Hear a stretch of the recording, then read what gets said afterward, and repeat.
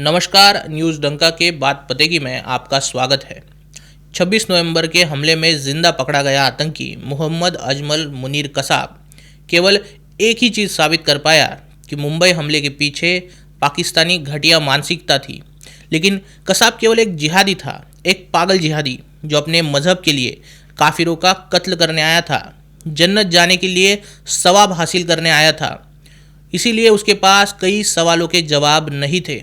मगर भारत के कब्जे में अब इस 26/11 के हमले का मास्टरमाइंड तहव्वुर राणा है, जो जानता है कि कब क्या और कैसे हुआ। और अब तहव्वुर राणा भी चीज़ें उगलने लगा है।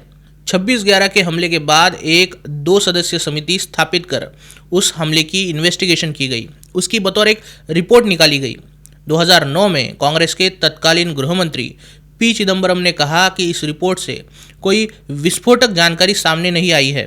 लेकिन 2019 में इस रिपोर्ट को तैयार करने वाले गृह सचिव राम प्रधान ने खुलासा किया कि उन्होंने इस रिपोर्ट में जांच के लिए बेहद अहम बात लिखी थी कि 26/11 के आतंकियों को लोकल सपोर्ट मिल रहा था, यानी कोई स्थानिक कनेक्शन इन्हीं आतंकवादियों की मदद कर रहा था। अब राणा की बात करें तो राणा पाकिस्तानी आर्मी में बतौर डॉक्टर काम करता था। उसे कुछ सालों के बाद आर्मी ने आईएसआई में भेजा और आईएसआई ने उसे लश्कर तैयबा में अपॉइंट किया।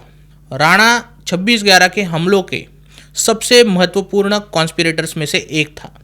वो डेविड कॉलमन हेडली का हैंडलर था, जिसने मुंबई की तस्वीरें और वीडियोस पाकिस्तान भेजी। राणा की जुबान से निकला हर एक लफ्ज़ कीमती हो चुका है। राणा नाम का ये अजगर कौन सा राज उगलता है, इस पर सबकी नज़रें उसके प्रत्यार्पण के बाद से ही लगी हुई थी।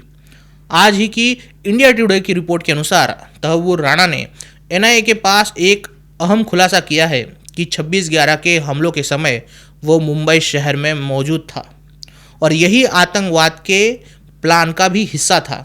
वो पाकिस्तानी आर्मी का एक भरोसेमंद एजेंट था, जो यहाँ की पल पल की खबरों को पाकिस्तान को देने के साथ ही यहाँ के आतंकवाद की मजबूती की सुनिश्चिति कर रहा था। राणा ने इस बात को कबूल किया है कि 26/11 का हमला पाकिस्तानी खुफिया एजेंसी आईएसआई की मदद से किया गया।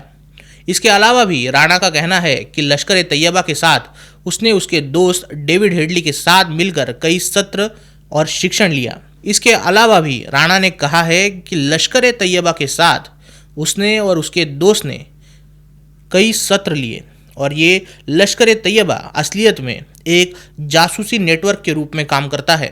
राणा मुंबई में अपनी फर्म का इमिग्रेशन सेंटर खोल चुका था और इसी इमिग्रेशन सेंटर के जरिए वो लेन देन का पैसा खर्च किया करता था, जिससे ऐसा लगे कि ये खर्च व्यावसायिक खर्च है।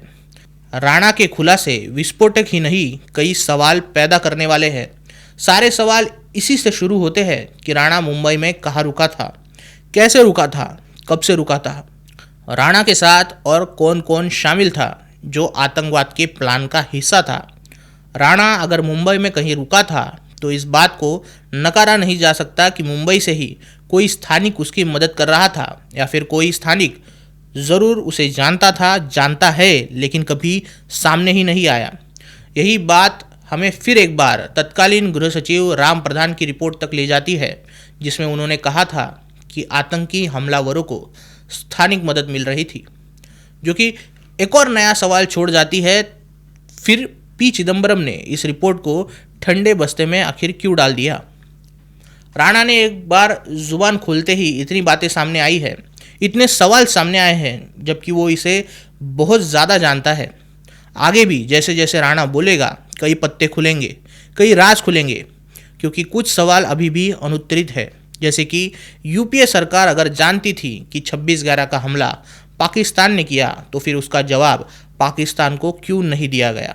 साथ ही इस हमले का इल्ज़ाम आरएसएस पर क्यों लगाया गया?